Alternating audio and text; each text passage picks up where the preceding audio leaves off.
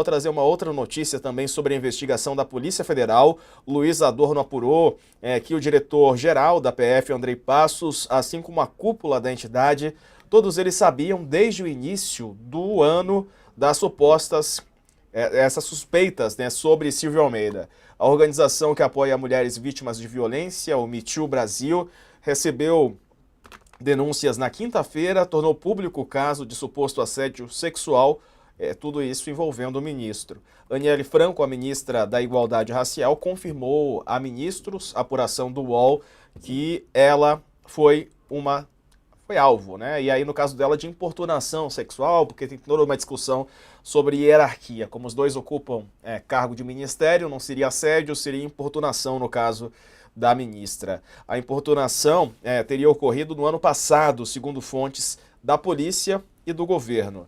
Antes da publicação das denúncias pela imprensa, integrantes da PF disseram para a reportagem que a investigação só começaria caso houvesse registro formal. Depois, agora que a história já veio a público e pressionado pelo governo, Andrei Passos, que representa a PF, se viu obrigado a abrir essa investigação. Ele confirmou para o UOL essas informações. A investigação terá que ser enviada ao Supremo, já que o ministro tem foro. Ontem, aliás, anteontem, né, um dia antes do portal Metrópolis publicar as denúncias, o UOL entrou em contato com o diretor-geral da PF. Questionado sobre o caso, Andrei Passos disse: desconheço esse assunto, né, Carla? Mas pelo jeito já sabia sim. Sim, é que na verdade é um pouco disso, né, Diego? Só voltando um pouco, a Aniele, quando a gente está falando da questão da vítima, ela é vítima várias vezes, né? E por ter sido exposta, por ter sofrido isso, por ter sido exposta, por estar sendo exposta. E aí é o que eu falei com algumas fontes que confirmaram que, eu já sabia. E aí eu perguntei, mas e aí, como já sabia, né? Mas não dava para fazer. E aí começaram a falar, a Aniele não queria se manifestar, entendeu? Então eu imagino. O Padilha falou aí imagina uma sala, uma reunião ministerial, a Aniele ao lado de alguém que ela se sentia, né, que assim, imagina, violentada, né? Na reportagem da Adriana e do Matheus, que a gente citou mais cedo, tem um trecho lá de alguns eventos em que eles estavam e que a Aniele, a reportagem pegou, o Silvio fazia discurso, a Aniele olhava para o outro lado. Então, assim, com certeza algo que. É por isso que a gente fala, a vítima ela não pode ser exposta dessa forma, ela não é obrigada a. Assim, óbvio que eu, como mulher, eu vou dizer, poxa, é muito importante como uma mulher importante fale, e a gente vê que, vindo à tona, acabam que incentivando outras vítimas a falar. Só que a gente não pode cobrar de uma vítima, colocar ela na parede e dizer denuncie, né? Fale.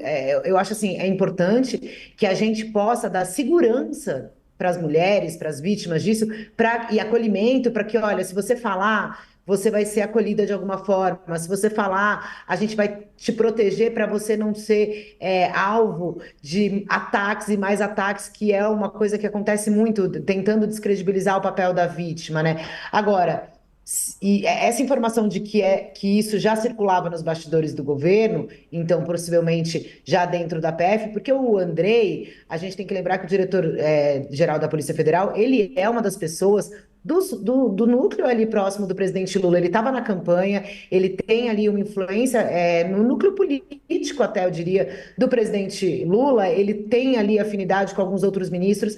Então, evidente, a gente sabe que se era uma informação que circulava aí entre alguns membros do alto escalão, que já poderiam ter ouvido da própria Aniele essa questão, agora. Eu não sei até porque, por exemplo, uma fonte estava me dizendo, ó, em casos de importunação sexual, são crimes que você pode abrir sem necessariamente um depoimento da vítima, né? Tem um termo isso jurídico, eu perdi ele aqui agora. Mas imagina você expor uma ministra, né, que não queria ser exposta, apesar de já estar sofrendo essa violência que ela estava. Enfim, é tudo bastante delicado mesmo. Eu acho que o que a gente tem que fazer o que a gente pode fazer é tratar esse caso com o máximo de responsabilidade possível, sabe? Eu acho que a gente tem que É, ter sempre muita cautela ao falar, ao revelar, porque, por exemplo, a gente não sabe exatamente o que que era, aí as pessoas querem saber, a gente tem que saber o que a Aniele quiser dizer. Se ela não quiser dizer mais, não dirá. Entendeu? exatamente. Eu falei, tentei falar com algumas assessoras dela num momento difícil, mas eu falei: olha, nós estamos com o espaço aberto, nós sempre estaremos com o espaço aberto, mas a gente precisa respeitar o que ela quer ou não quer dizer. Então, se vier aqui, daqui a pouco, a gente está aqui nessa expectativa, estamos esticando, porque pode ser que saia alguma coisa a qualquer momento. Se vier essa demissão, será a confirmação ainda maior de que, de fato, infelizmente, isso aconteceu. Mas a gente precisa também conseguir respeitar um pouco a ministra nesse momento, né?